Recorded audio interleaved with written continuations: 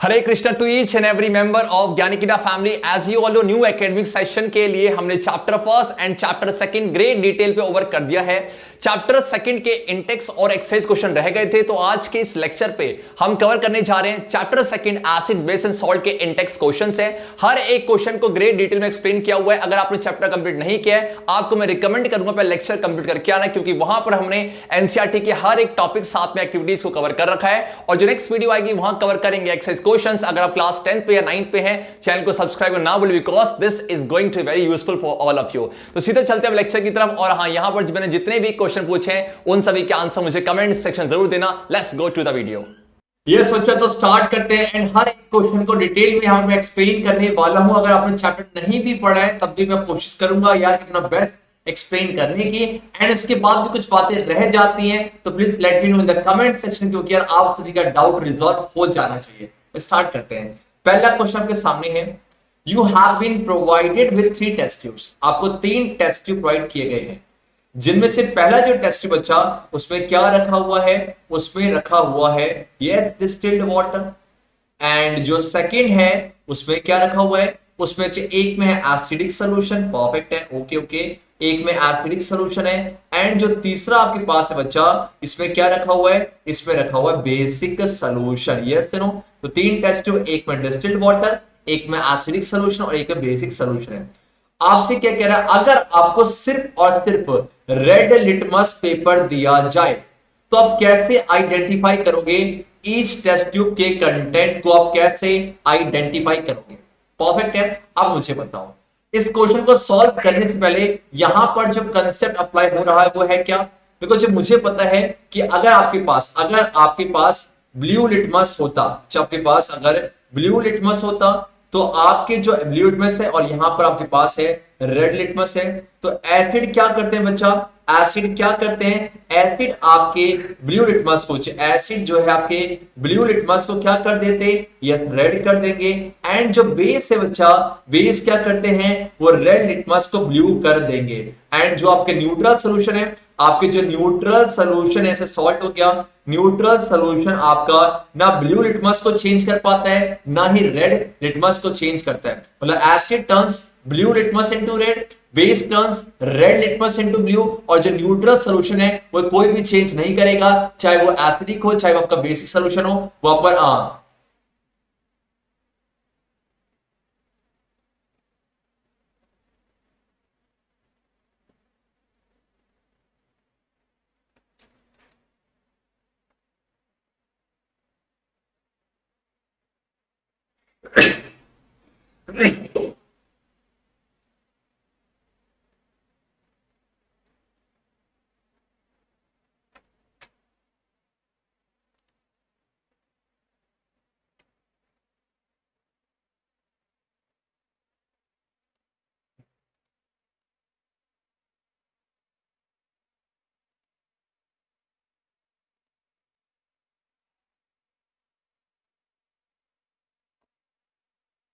Yes, तो अच्छे, पहला क्वेश्चन आपके सामने है, you have been provided with 3 test tubes. आपको 3 टेस्ट ट्यूब प्रोवाइड किए गए हैं। एक में क्या रखा हुआ है, एक में बच्चा आपके पास है डिस्टिल्ड वाटर। बोला जाए एक में बच्चा क्या आपके पास डिस्टिल्ड वाटर है। एंड सेकंड पे क्या रखा हुआ है, यस सेकंड पे आपके पास है एसिडिक सॉल्यूशन, एसिडिक सॉल्यूशन। और जो थर्ड वाला है वहां पर क्या रखा हुआ है, वहां बच्चे बेसिक सॉल्यूशन रखा गया है। सही है, क्या परफेक्ट है, ओके। अब आपसे क्या कह रहा है, अगर आपको सिर्फ रेड लिटमस पेपर दिया जाए तो आप कैसे आइडेंटिफाई करोगे आपके ईच टेस्ट ट्यूब के कंटेंट को कि वो एसिडिक है, बेसिक है या फिर डिस्टिल्ड वाटर है? अब क्या किया जाए, हमने इतना सीखा हुआ है, हमने ये सीखा हुआ है कि जो एसिड है बच्चा, वो क्या करते हैं, एसिड आपके ब्लू लिटमस को क्या कर देंगे, यस ब्लू लिटमस को रेड कर देते हैं। और बेस क्या करते हैं, बेस आपके बच्चा रेड लिटमस को, बोला जाए रेड लिटमस को कर देंगे, यस ब्लू कर देंगे। और जो न्यूट्रल होता है, सॉल्ट हो गया, जो आपके न्यूट्रल सॉल्यूशन है वो क्या करेंगे, वो ना ही ब्लू लिटमस में चेंज लाते हैं, ना ही ब्लू लिटमस में कोई चेंज करेंगे, या फिर आपका रेड लिटमस में चेंज करेंगे। परफेक्ट है, ना तो रेड ब्लू लिटमस में, ना ही आपके रेड लिटमस में कोई चेंज करेंगे। यस। और अगर एसिड में, अगर एसिड को रेड लिटमस में डाला जाए तो क्या कोई चेंज करेगा? ना जी ना। एसिड को टेस्ट करना तो आपको ब्लू लिटमस चाहिए। अब प्रॉब्लम क्या है? प्रॉब्लम ये कि सिर्फ आपके पास रेड लिटमस पेपर है। यार हम इंडिया वाले जुगाड़ तो लगा सकते हैं, बोलो हाँ ना, हम इंडिया वाले हैं ना, तो जुगाड़ तो लगेगा, डैम श्योर लगने वाला है जुगाड़। अब क्या किया जाए? तो यार ये तो है, अगर मेरे पास रेड है तो अभी सिर्फ और सिर्फ किसका काम चल रहा है? अभी सिर्फ आप बेस को यहां पर आइडेंटिफाई करते हो। तो यार एक काम करो, पहले बेस को ही कर लो। जब मैं क्या करूंगा, देखो मुझे नहीं पता कौन सा टेस्ट में क्या रखा हुआ है, तो अब क्या करो, आपके पास है यहां पर क्या रखा हुआ है, यहां बच्चे आपके पास रखा हुआ, बोलो क्या? रेड लिटमस बोला जाए। यहां बच्चा क्या है आपके पास है?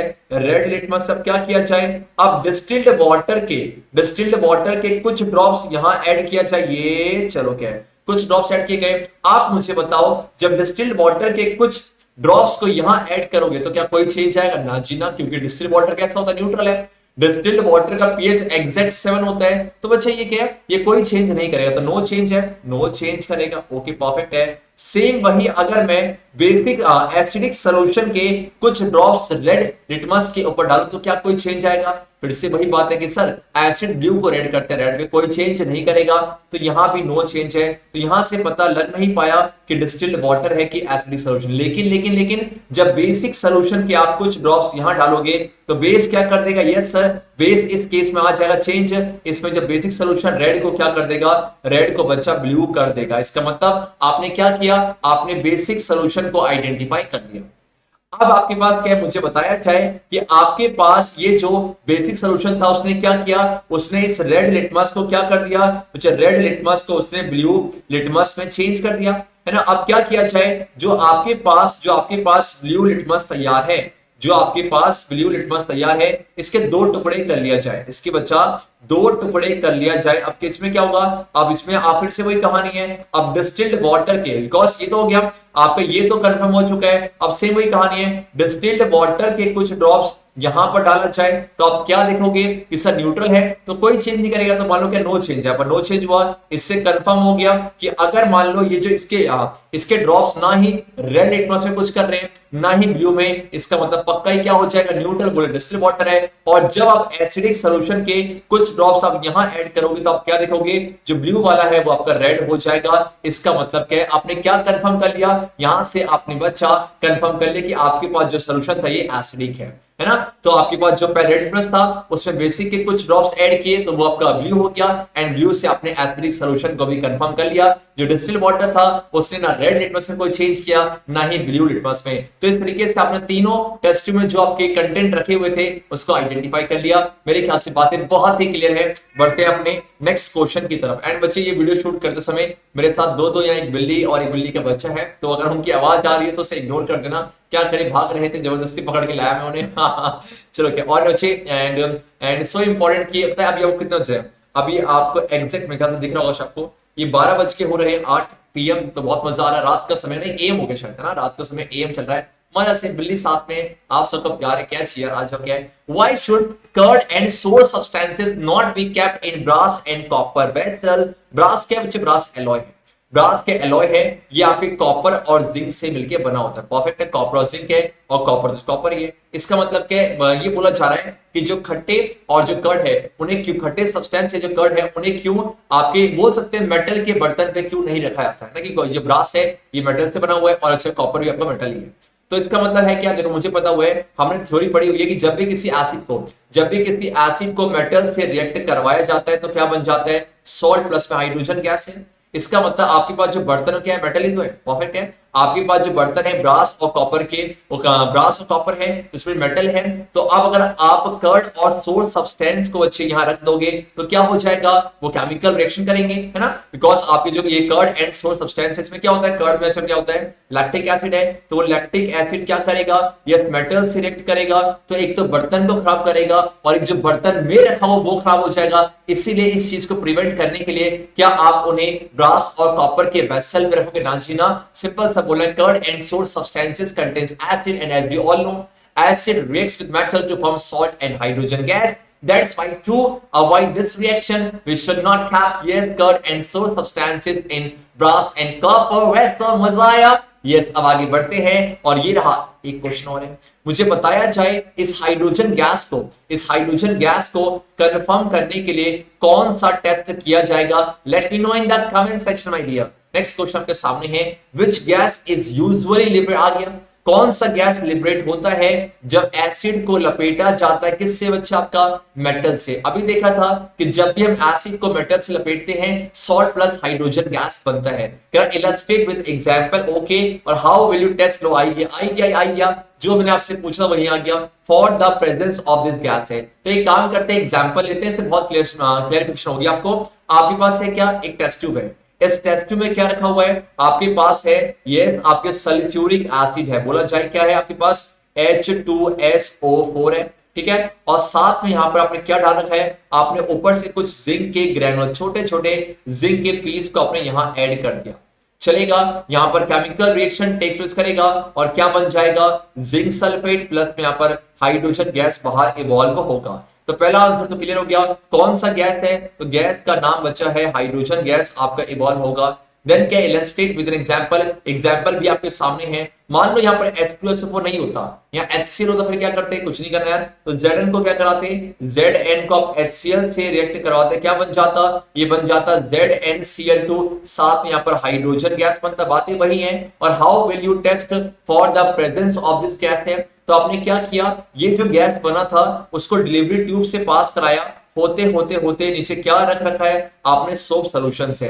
जैसे इससे जाएगा तो क्या बन जाएगा? जैसे आपका वो गैस इस सोप सॉल्यूशन से पास होगा बबल्स बन जाएगा, और उस बबल्स में क्या है? हाइड्रोजन गैस है। तो बाहर आप क्या लिया हो? बाहर एक लिया हो, उसे बर्निंग कैंडल है। अगर वो गैस जब कैंडल से बर्न होगा, अगर पॉप साउंड आया तो इससे कंफर्म है, कैसा साउंड आएगा? देखो पॉप तो पॉप साउंड आएगा। अगर ऐसा आता है तो डैम श्योर है वो गैस कौन सा? आपका हाइड्रोजन गैस है ना। परफेक्ट है, देखो यार, burning of hydrogen gas with the pop sound indicates the presence of the hydrogen gas है। तो इसी टेस्ट को क्या बोला जाएगा? जो आपसे क्वेश्चन पूछा था, पॉप साउंड टेस्ट बोला जाए, पॉप साउंड टेस्ट। ये सुनो क्या है, क्या बात है, परफेक्ट है मेरे ख्याल से। और नहीं समझना, अब मेरा आपसे एक क्वेश्चन ये है, इस रिएक्शन को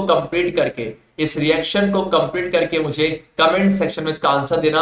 मैग्नीशियम प्लस में नाइट्रिक एसिड क्या बनेंगे products? Let me know in the comment section my dear students. आगे आ जाओ। यस, क्वेश्चन 4 आपके सामने है। मेटल कंपाउंड ए है, कह रहा एक ए है, एक मेटल ए है उसका, अच्छा ओके, मेटल का कंपाउंड है ए, वो रिएक्ट करता है किससे? डाइल्यूट हाइड्रोक्लोरिक एसिड से, और एफरवेसेंस होता है। एफरवेसेंस क्या चपका? एफरवेसेंस मतलब इवोल्यूशन ऑफ अ गैस, ठीक है, इवोल्यूशन ऑफ अ गैस। और वो भी किसके साथ? बुदबुदाहट के साथ है। जब गैस बनता है तो क्या होगा? बुदबुदाहट ऐसे ऐसे ऐसे ना। देखो ये बिल्ली चिल्ला रही है मुझे, just go stupid। चल गए। The gas evolve extinguishes a burning candle. Okay, अब जो गैस यहां पर इवॉल्व हो रहा है वो क्या करेगा? जो बर्निंग कैंडल से बुझा देता है। तो आप मुझे बताओ कौन सा गैस यहां पर एक्सटिंग्विशर की तरह काम करेगा? तो आंसर क्या हो जाएगा? Carbon dioxide. फिर से बोला जाए, कार्बन डाइऑक्साइड है। Right a balance chemical equation for the reaction if one of the compounds formed is calcium chloride. Okay. अच्छा, आप मुझे बताओ, जो हमने एसिड बेस की जो केमिकल रिएक्शंस पढ़े था, वहां पर आपने एक रिएक्शन देखा था कि जब भी किसी एसिड को मेटल के कार्बोनेट से लपेटा जाता है या मेटल के हाइड्रोजन कार्बोनेट से, तो बनेगा सॉल्ट प्लस में CO2 प्लस में H2 है। साफ साफ बोल रहा है कि यहाँ पर एक ऐसा गैस बन रहा है जो कि बर्निंग कैंडल को एक्सटिंग्विश कर रहा है। तो डैम श्योर है वो कौन सा गैस है? आपका कार्बन डाइऑक्साइड है। अब मुझे बताया जाए, अगर कार्बन डाइऑक्साइड और साथ में आपसे बोला कि यहां पर जो एक प्रोडक्ट है कौन सा आपका? यस, वो है कैल्शियम क्लोराइड है। तो कैल्शियम क्लोराइड बन रहा है, साथ में CO2 तो बन ही रहा है, और साथ में बच्चा आपका वाटर तो होगा। परफेक्ट है। तो आप मुझे बताओ, और आपको एसिड भी गिवन है, आपको एसिड कौन सा है? HCl गिवन है। तो यहां पर जो मेटल का कार्बोनेट है या मेटल का जो हाइड्रोजन कार्बोनेट भी होता है, उसी को आइडेंटिफाई करना है। तो आप मुझे बताओ यार, सॉल्ट में क्या बना है? कैल्शियम क्लोराइड है। तो पक्का जो मेटल का कार्बोनेट होगा वो किसका होगा? कैल्शियम का ही होगा। तो यहाँ पर कैल्शियम का कार्बोनेट हो सकता है, या फिर कैल्शियम का हाइड्रोजन कार्बोनेट कार्बोनेट हो सकता है। कैसे किया मैंने, देखो क्या Ca और ये CO3, ये प्लस का 2 ये माइनस का 2 क्या बन जाएगा CaCO3 एंड बचा Ca एंड HCO3, ये प्लस का 2 ये माइनस का 2 माइनस का 1 सो सॉरी एंड ये हो जाएगा कैसा आएगा एंड CaHCO3 ट्वाइस ना। मैं उम्मीद करता हूं कि आप सभी को केमिकल फॉर्मूला अच्छे से क्लियर होगा। तो इस तरीके से हमने लपेटा कि देखो सबसे पहले क्या किया, सबसे पहले उस पहले जो ये बन रहा था ना उसे कंपेयर किया केमिकल रिएक्शन से, केमिकल प्रॉपर्टी से, देन वहां से सीखा पक्का मेटल का कार्बोनेट या फिर मेटल का हाइड्रोजन कार्बोनेट होगा। तो इस तरीके लपेटा, जो आंसर हो सकता है कैल्शियम कार्बोनेट या फिर कैल्शियम हाइड्रोजन कार्बोनेट। अब मेरा आपसे क्वेश्चन ये है कि जब मैं बेस को मेटल के कार्बोनेट से या फिर जब मैं मेटल के हाइड्रोजन कार्बोनेट से रिएक्ट करवाता हूं तो मुझे बताया जाए क्या प्रोडक्ट बनेगा, क्या बच्चा पार्टी प्रोडक्ट्स बनेगा। Late me know in the comment section. आगे बढ़ते हैं, क्वेश्चन फिफ्थ आपके सामने है, why do HCl, HNO3 etcetera show acidic characters in aqueous solution while solutions of compounds like alcohol and glucose do not show acidic character. क्या कह रहा है, देखो HCl और जो HNO3 है वो अपने एक्वस सॉल्यूशन पे एसिडिक कैरेक्टर शो कर रहे हैं। और क्यों कर रहे हैं, ये ऑब्वियस सी बात है। देखो क्या होता है, आपका इससे आपका HCl है, ये आपका HCl हो गया या फिर आपका HNO3 हो गया। ये अपने एक्वस सॉल्यूशन पे क्या दे रहे होंगे, ये पक्का अपने एक्वस सॉल्यूशन पे क्या देगा, देखो ये H3O+ आयन और साथ में Cl माइनस, सेम वही कहानी है H3O+ आयन और साथ में आपका NO3 माइनस है। तभी बोलते हैं कि ये क्या दे रहे हैं, हाइड्रोनियम आयन है और इसी हाइड्रोनियम आयन की वजह से आपका ये एसिडिक कैरेक्टर शो कर रहे हैं। लेकिन कह रहा है भैया बताओ अल्कोहल और ग्लूकोज क्यों नहीं शो करता। वेरी सिंपल, देखो अल्कोहल क्या होता है, बच्चे अल्कोहल होता है आपका CH3CH2OH है एंड बच्चा ग्लूकोज क्या है C6H12O6 है। आप मुझे बताओ कि अगर ये अपने एक्वस सॉल्यूशन पे एसिडिक कैरेक्टर नहीं दिखा रहे हैं, इसका मतलब क्या है, पक्का ये आपके H3O+ आयन नहीं दे रहे, इसका मतलब ये नहीं टूटते होंगे, ये आपके आयंस में डिसोशिएट नहीं होते। सेम बच्चे ये भी आपके डिसोशिएट नहीं होते। तो अगर ये अपने एक्वस सॉल्यूशन पे डिसोशिएट नहीं होके आपके H3O+ आयन नहीं दे रहे तो क्या इन्हें एसिड बोलने का अधिकार होगा। तो आप आंसर क्या दोगे, ना जी ना, इन्हें एसिड कैसे बोला जाता है, that's why they do not show acidic characters yes in the aqueous solution. मतलब कि सर इन्हें क्यों एसिड नहीं बोला जाएगा, क्योंकि अपने एक्वस सॉल्यूशन पे ये आयंस नहीं दे रहे हैं। कौन से आयन नहीं दे रहे हैं, H3O+ आयंस है। लेकिन जो HCl HNO3 है वो अच्छे बच्चे हैं, वो अपने एक्वस सॉल्यूशन पे हाइड्रोनियम आयन दे रहे हैं जो कि रिस्पॉन्सिबल है किसके लिए, यस बच्चा रिस्पॉन्सिबल अपने एसिडिक कैरेक्टर्स के लिए। हमने सीखा हुआ है कि जो एसिड्स हैं वो अपने एक्वस सॉल्यूशन पे कौन से आयंस देते हैं बच्चा, हाइड्रोनियम आयंस हैं। एंड जो बेसिस है बच्चा, जो बेसिस है वो अपने एक्वस सॉल्यूशन पे क्या देंगे, OH- आयंस है। इसे आप बोला जाता है हाइड्रोक्साइड आयन या हाइड्रोक्सिल आयन। मेरे ख्याल से बातें क्लियर है and this is the perfect answer. And बढ़ते नेक्स्ट क्वेश्चन की तरफ। क्वेश्चन नंबर 6 आपके सामने है। क्या कह रहा है, आपसे कह रहा है why does an aqueous solution of N acid conduct electricity, कि जो एसिड का जो एक्वस सॉल्यूशन है वो क्यों इलेक्ट्रिसिटी कंडक्ट करता है। वेरी सिंपल है, आप यहां ध्यान से देखो, आपके पास है क्या, आपके पास एक बीकर है, इस बीकर में आपने ले रखा है डाइल्यूट HCl का सॉल्यूशन है और साथ में इस रबर कॉक में आपने आपने जो है नेल को फिक्स कर रखा है और बीच में आपने सॉल्यूशन एरिया क्रिएट कर दिया। एंड देन बाहर से क्या है, बाहर आपने एक एक्सटर्नल सर्किट लगा दिया जहां बल्ब है, स्विच और आपका बैटरी है।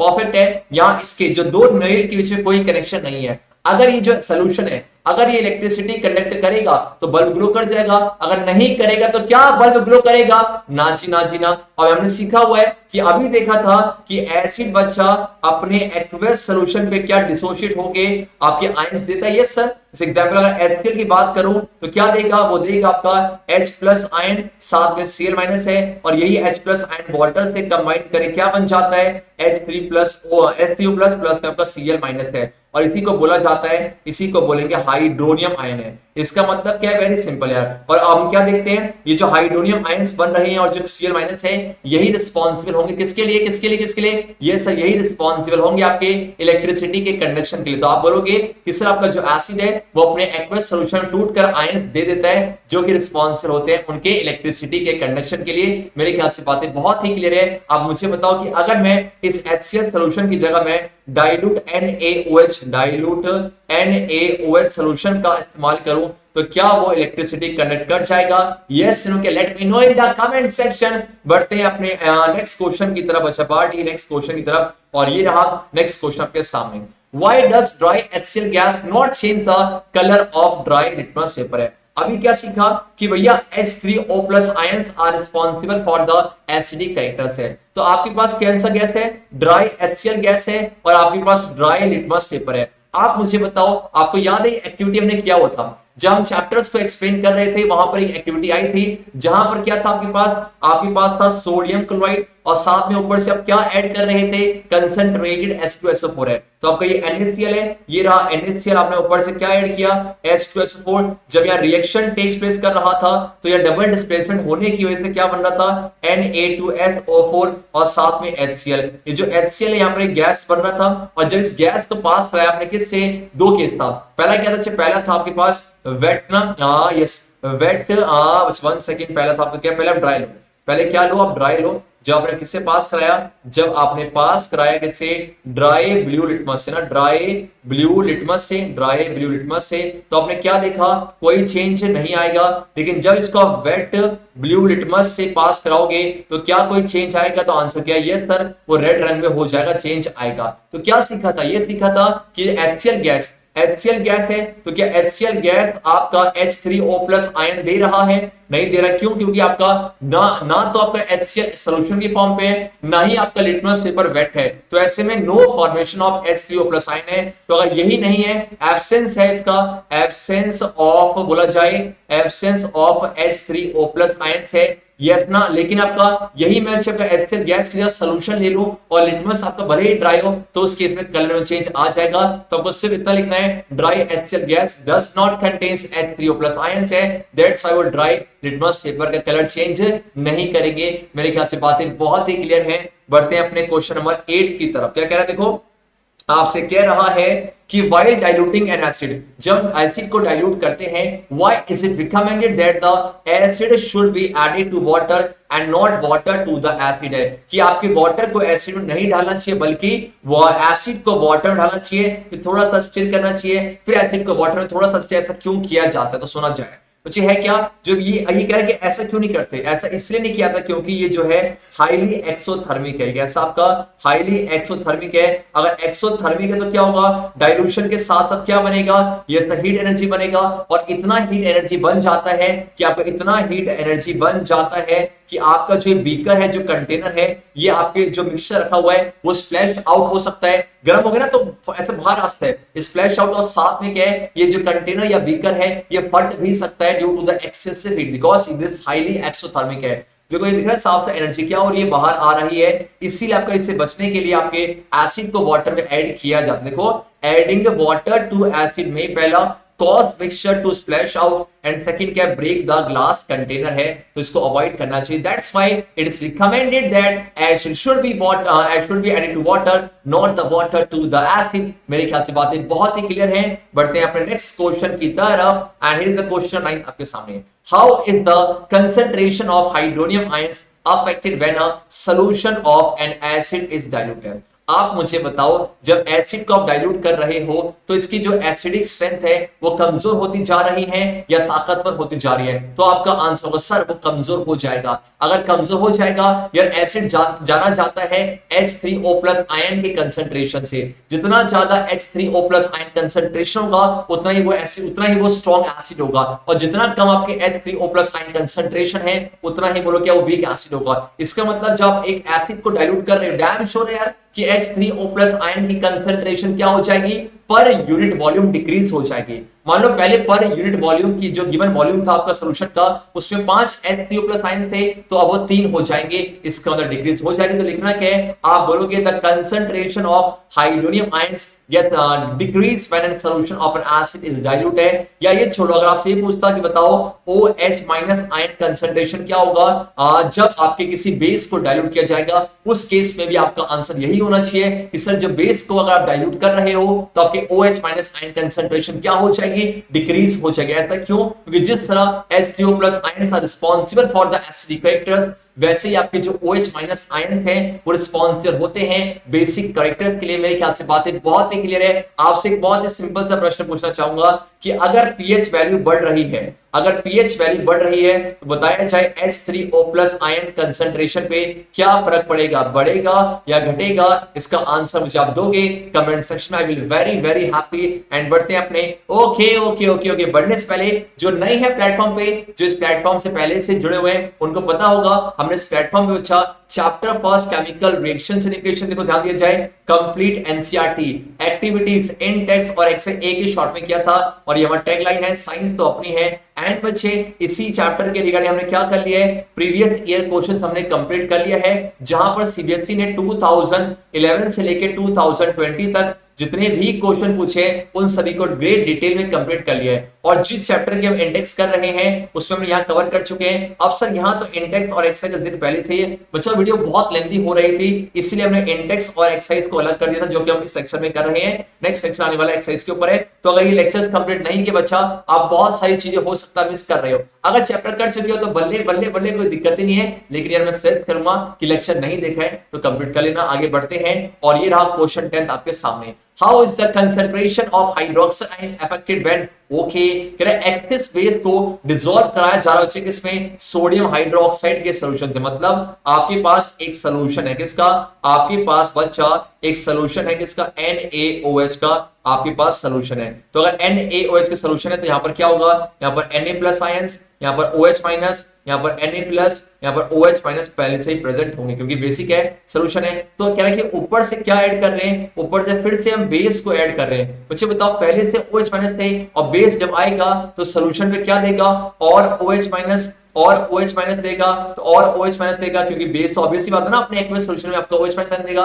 तो इसका मतलब क्या हो जाएगा, जो OH- आयन की जो कंसंट्रेशन है वो क्या हो जाएगी, इंक्रीज हो जाएगी। तो आप बोलोगे the concentration of hydroxide ions get increase when excess base is dissolve in a solution of sodium hydroxide. बातें बहुत ही क्लियर हैं। बढ़ते हैं अपने क्वेश्चन 11 की तरफ। आपके पास दो सॉल्यूशंस हैं, एक ए है और एक बी है। ए का पीएच कितना, ओके ए का पीएच है 6 एंड मुझे बी का पीएच कितना है, ओके 8 दे रखा है। Which solution has more hydrogen ion concentration? में सीखा हुआ है कि यहाँ पीएच एक स्केल है जहां पर 0 से 7 के बीच में एसिडिक सॉल्यूशन होता है एंड 6 से 8 के बीच में बेसिक सॉल्यूशन है। एसिडिक सॉल्यूशन वो होता है जहां बच्चे H+ आयन की कंसंट्रेशन या H+ को आप H3O+ आयन भी बोलते हो। ऐसा सॉल्यूशन जहां पर H+ और you can say H3O+ ion की कंसंट्रेशन OH- आयन कंसंट्रेशन से ज्यादा होती है, ऐसे सॉल्यूशन को नाम दिया जाता है एसिडिक सॉल्यूशन है। और ऐसा सॉल्यूशन जहां पर H+ आयन और H3O+ आयन की कंसंट्रेशन OH- से कम होती है,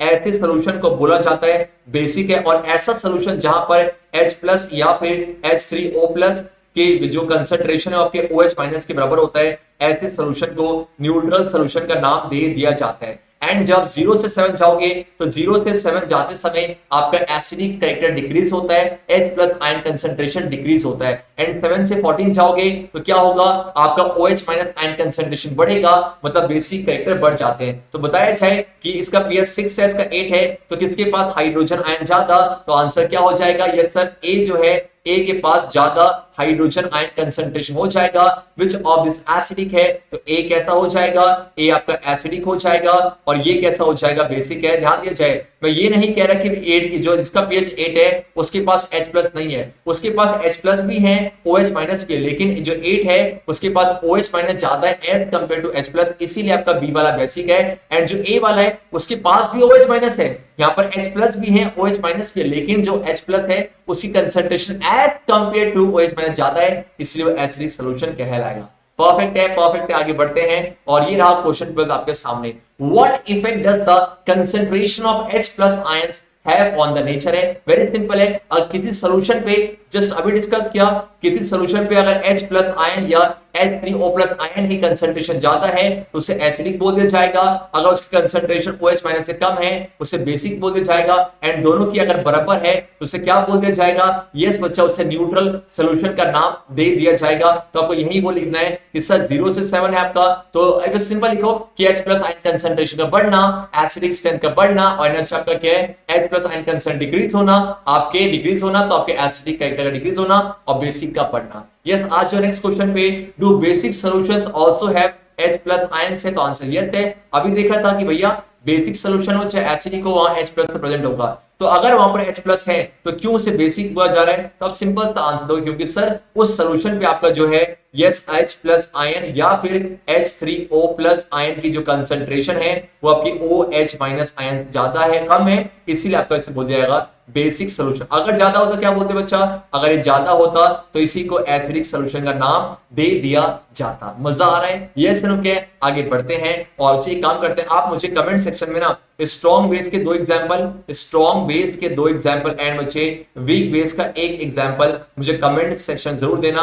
और बढ़ते हैं अपने नेक्स्ट क्वेश्चन, और ये रहा नेक्स्ट क्वेश्चन आपके सामने। Under what condition do you think a farmer would treat the soil of his fields with quicklime? में देखो आपके पास कह रहा है कि जो फार्मर है वो सॉइल को कब, सॉइल की किस कंडीशन पे वो ट्रीट करेगा, किसके साथ? क्विकलाइम के साथ। कैल्शियम ऑक्साइड देखो जी, क्विकलाइम बोला गया यहाँ पर, तो क्विकलाइम है क्या? तो क्विकलाइम हो जाता है यस कैल्शियम ऑक्साइड है। आपके पास स्लेक्ड लाइम है, स्लेक्ड लाइम क्या हो जाता है?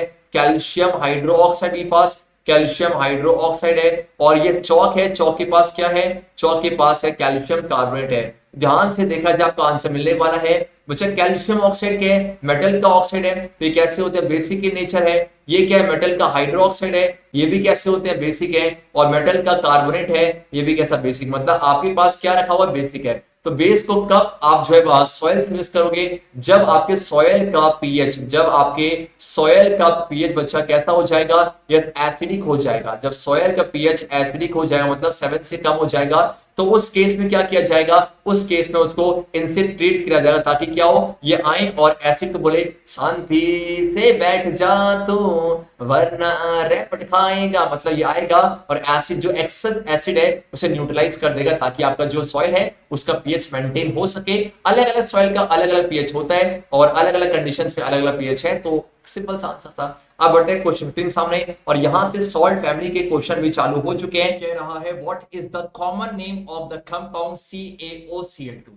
CaOCl2 इसका केमिकल नेम बच्चा क्या होता है? इसका केमिकल नेम होता है, केमिकल नेम आपका होगा कैल्शियम। परफेक्ट है, कैल्शियम एंड देन आपका ऑक्सी एंड देन आपका क्लोराइड। परफेक्ट ना, कैल्शियम ऑक्सी क्लोराइड है। बताया जाए इसका इसका इसका यस कॉमन नेम पूछा आपसे, केमिकल नहीं पूछा था आपसे, कॉमन पूछा गया तो आप आंसर दोगे सर ये है सॉल्ट फैमिली में से एक इंपॉर्टेंट सॉल्ट जो नाम है ब्लीचिंग पाउडर। बोला जाए बच्चा ये हो जाएगा ब्लीचिंग पाउडर से। यस नो परफेक्ट है। अब मुझे बताया जाए इसे प्रिपेयर कैसे करते हैं? याद है इसको प्रिपेयर करने के लिए आपके पास क्या होना चाहिए? स्लेक्ड लाइम ना, और जब स्लेक्ड लाइम में से क्लोरीन गैस को पास कराया जाता है बन जाता है जो आपको चाहिए, और साथ में बन जाएगा आपका H2O। परफेक्ट है। और इसे क्या बोलते हैं? इसका कॉमन नेम क्या है? इसका कॉमन नेम हो जाता है, कॉमन नेम हो जाएगा स्लेक्ड लाइम। फिर से बोला जाए स्लेक्ड लाइम है एंड इसका केमिकल नेम बच्चा क्या है? इसका केमिकल नेम हो जाएगा वी फास्ट कैल्शियम हाइड्रोक्साइड से। यस नो कैल्शियम हाइड्रोक्साइड है। तो ये रहा कम इस क्वेश्चन कंप्लीट पोस्टमार्टम। बढ़ते हैं अपने नेक्स्ट क्वेश्चन की तरफ and here is the next question. क्या पूछा गया? वेरी सिंपल, जस्ट अभी किया। Name the substance which on treatment with chlorine, ऐसा कौन सा सब्सटेंस है जो क्लोरीन से लपेटने पर क्या बन जाता है? Bleaching powder. आ जाओ आ जाओ, क्या है ये रहा, बताओ क्लोरीन को किससे लपेटा जाए जो बन जाएगा ब्लीचिंग पाउडर? क्या आंसर दोगे? यस बच्चे परफेक्ट है, कैल्शियम हाइड्रोक्साइड। बोला जाए कैल्शियम हाइड्रोक्साइड केमिकल नेम हो जाएगा। And what is the common name? Just अभी डिस्कस किया स्लेक्ट लाइम है। आप मुझे बताना कि स्लेक्ट लाइम को अगर मेरे पास कैल्शियम ऑक्साइड है प्लस में अगर मैं इसे वाटर में ढाल दूं तो ये आपके पास क्या है? इसे बोलते हैं क्विक लाइम, इसे बोला जाता है क्विक लाइम है। और जिसको वाटर से लपेटा जाएगा तो आप मुझे बताओ कौन कौन से यहाँ प्रोडक्ट्स बनने वाले हैं। एक यहाँ प्रोडक्ट बनेगा, चलो, और एक आपको हिंट दे देता हूँ, यहाँ पर क्या बनेगा, हीट एनर्जी। यस नो क्या है, यहाँ पर जो एक्स है ये क्या है, let me know in the comment section. और ऐसे रिएक्शन जहां पर प्रोडक्ट के साथ साथ हीट एनर्जी भी रिलीज होती है, ऐसे रिएक्शन को भी क्या बोला जाता है, इसको मुझे कमेंट सेक्शन जरूर बताना। अब बढ़ते हैं क्वेश्चन 17 की तरफ। Name the sodium compound which is use for softening hard water. याद है जब हम सॉल्ट फैमिली पढ़ रहे थे तो वहां पर आया था वॉशिंग सोडा, बोला जाए वहां बचा क्या आया था, वॉशिंग सोडा। क्या होता है वॉशिंग सोडा का केमिकल फॉर्मूला, यस Na2CO3, और यहाँ पर 10 वाटर ऑफ क्रिस्टलाइजेशन प्रेजेंट होते हैं और नाम है वॉशिंग सोडा। और इसका केमिकल नेम क्या होता है, केमिकल नेम हो जाएगा sodium carbonate, be fast, sodium carbonate, और कितने वाटर ऑफ क्रिस्टलाइजेशन 10 ना, तो decahydrate, sodium carbonate decahydrate is the perfect answer for this question. आया सभी को, से यस नो क्या मेरे ख्याल से आया। तो इसी क्या करेगा आपका ये ना, ये वाटर में क्या होता है, देखो वाटर में ऐसा वाटर जहां पर आपके पास कैल्शियम या फिर आपके पास मैग्नीशियम के आयंस प्रेजेंट होते हैं, ऐसे वाटर को बोला जाता है हार्ड वाटर है। तो वहां पर क्या करेगा, ये रिएक्ट करेगा उससे। अब ये जो कैल्शियम के जो आयंस है, मैग्नीशियम के आयंस है, ये कार्बोनेट की फॉर्म पे, ये कार्बोनेट की फॉर्म पे वाटर में प्रेजेंट होते हैं, और इनके जो कार्बोनेट हैं ये वाटर में इनसॉल्युबल होते हैं, इसलिए वाटर को हार्ड कर देंगे। अब क्या किया जाए, अब यहां पर जो सोडियम आएगा, जो सोडियम कार्बोनेट है वो इनसे रिएक्ट करके आपका बनाएगा सोडियम कार्बोनेट। बोला जाए आपका सोडियम कार्बोनेट है, ये सुनो क्या है, आपके पास जो सोडियम है इन्हें हटाएगा और बनाएगा सोडियम कार्बोनेट है, और सोडियम कार्बोनेट जो है वो वाटर में सॉल्युबल होता है। इसका मतलब कहने के जो वॉशिंग सोडा क्या करेगा, वॉशिंग सोडा आपकी वाटर में से परमानेंट हार्डनेस को, वाटर में से आपका परमानेंट हार्डनेस को रिमूव करने के काम आता है। परमानेंट हार्डनेस, सीबीएसई के बोर्ड के एग्जामिनेशन पूछा गया है किस तरह का हार्डनेस, तो आप आंसर दोगे परमानेंट हार्डनेस। आया सभी को, तो आंसर क्या है, यस सर। बढ़ते हैं अपने नेक्स्ट क्वेश्चन की तरफ। Yes H and next question की तरफ बढ़ने से पहले बताना चाहेंगे कि ज्ञानिकीडा की एप्लीकेशन के अंदर इस चैप्टर के 6 वर्कशीट अपलोडेड हैं। कितने अच्छा, 6 वर्कशीट्स अपलोड है, और इवन ये छोड़ो चैप्टर फर्स्ट की अपलोड है, और आने वाले जितने भी चैप्टर्स हैं उन सभी के भी ज्ञानिकीडा के एप्लीकेशन के अंदर अपलोड होंगे। तो अगर आप नहीं हो तो कुछ मिस कर रहे हो, जाओ फ्री ऑफ कॉस्ट है, जाकर डाउनलोड करो एंड जितनी वर्कशीट्स हैं उन सभी का फायदा उठाओ। बढ़ते नेक्स्ट क्वेश्चन आ जाओ। What will happen if a solution of sodium hydrogen carbonate is heated. आपके पास क्या है, सोडियम हाइड्रोजन कार्बोनेट है, इसे क्या कर रहे हो, हीट करो, क्या बनेगा, ये बनेगा Na2CO3 प्लस में आपका CO2 बनेगा, और साथ में वाटर बन जाएगा। वेरी सिंपल है कि सर जब भी हम सोडियम हाइड्रोजन कार्बोनेट को हीट करते हैं क्या बनेगा, sodium carbonate plus CO2 plus में H2O, और इसी को बोला जाता है बेकिंग सोडा, इसी को बच्चा बोलते हैं बेकिंग सोडा। मेरा आपसे क्वेश्चन ये बताओ कि क्या बेकिंग सोडा बना, अब मेरे पास बन चुका है Na2CO3, अगर मैं इसका वाटर ऑफ, अगर मैं इसे 10 वाटर मॉलिक्यूल दे दूं, अगर मैं इसे 10 वाटर मॉलिक्यूल दे दूं, तो मुझे बताओ क्या वॉशिंग सोडा बन जाएगा, तो आंसर क्या, damn sure sir washing soda आपका बन जाएगा। ध्यान देना, क्या किया आपने, यस बेकिंग सोडा से बनाया, सोडियम कार्बोनेट है, और सोडियम कार्बोनेट का आपने रिक्रिस्टलाइजेशन कर दिया, बन गया वॉशिंग सोडा। इसके पास होते हैं 10 वाटर ऑफ क्रिस्टलाइजेशन। ये बार बार मैं टर्म का रिपीट कर रहा हूं, मुझे बताना डेफिनेशन क्या है वाटर ऑफ क्रिस्टलाइजेशन की, late me know in the comment section. Next question क्या है, right an equation two show the reaction between okay plaster of Paris and water. याद है प्लास्टर ऑफ पेरिस को हमेशा मॉइस्चर प्रूफ कंटेनर पे ही रखना चाहिए, क्योंकि जो प्लास्टर ऑफ पेरिस है वो आपके वाटर से रिएक्ट करके बना देता है जिप्सम, और जो कि हार्ड सॉलिड मास है और मोल्डेबल नहीं हो पाते तो खराब हो जाएगा। तो क्या किया जाएगा, CaSO4 है, डॉट आपका हाफ H2 है, क्या जैसे ही वाटर से रिएक्ट करेगा बन जाता, बोलो क्या, ये बन जाता है बच्चा, यस जिप्सम CaSO4 आपका डॉट 2H2O, परफेक्ट है। तो ये होता है chemical reaction between plaster of Paris and water है, और जो यहाँ बना इसी को क्या बोलते हैं, इसी को बोला जाता है gypsum, and that's the perfect answer. So मेरे ख्याल से यहाँ पर हमने जितने भी आपके एनसीईआरटी के इन टेक्स्ट क्वेश्चन थे उन सभी को ओवर करते हैं। बच्चा बहुत सिंपल है, अगर आप सभी ने चैप्टर के हर एक चीज को कवर किया हुआ है, चैप्टर के हर एक जो टॉपिक्स के एनसीईआरटी एक्सप्लेनेशन, साथ में आपने एक्सरसाइज, साथ में जो अपने उसमें होते हैं एक्टिविटीज, उन सभी को कंप्लीट किया, तो ये तो सिर्फ फॉर्मेलिटी है। ये जो इंडेक्स क्वेश्चन है उसमें देने वाला था, लेकिन रीजन है बहुत लंबी वीडियो हो रही थी इसलिए मैंने इसको अलग कर दिया। ये इंडेक्स हो गया, अब आने वाला एक्सरसाइज है, एंड चैप्टर 12 इलेक्ट्रिसिटी के ऊपर भी काम चल रहा है। Don't worry, then you all are waiting for chapter number 6 like process. I know, don't worry, सबका सारे लेक्चर्स यहाँ पर आने वाले हैं, सारे ही चैप्टर्स कंप्लीट होंगे। तो इस तरीके से आपके इंडेक्स क्वेश्चन ओवर हुआ, एंड मुझे क्या ये वाली फीलिंग आ रही है, let me know in the comment sections. And बार बार कि अब क्या किया जाए, ज्ञानिकीडा का एप्लीकेशन डाउनलोड कर लेना और जो 6 वर्कशीट्स हैं उनको भी सॉल्व कर लें, क्योंकि वहां पर क्वेश्चन कवर हो जाते हैं एनसीईआरटी एग्जाम्पलर से, प्रीवियस ईयर से एंड एनसीईआरटी के इंपॉर्टेंट आपके एक्सरसाइज और इंटेक्स क्वेश्चंस। तो अच्छा, बहुत मजा आया। Thank you so much for this video. मिलते हैं आपसे नेक्स्ट वीडियो में जहां कवर करेंगे एक्सेल क्वेश्चंस और साथ न्यू चैप्टर है। कैसी लगी वीडियो मुझे जरूर बताना कमेंट सेक्शन पे। Thank you so much and Hare Krishna.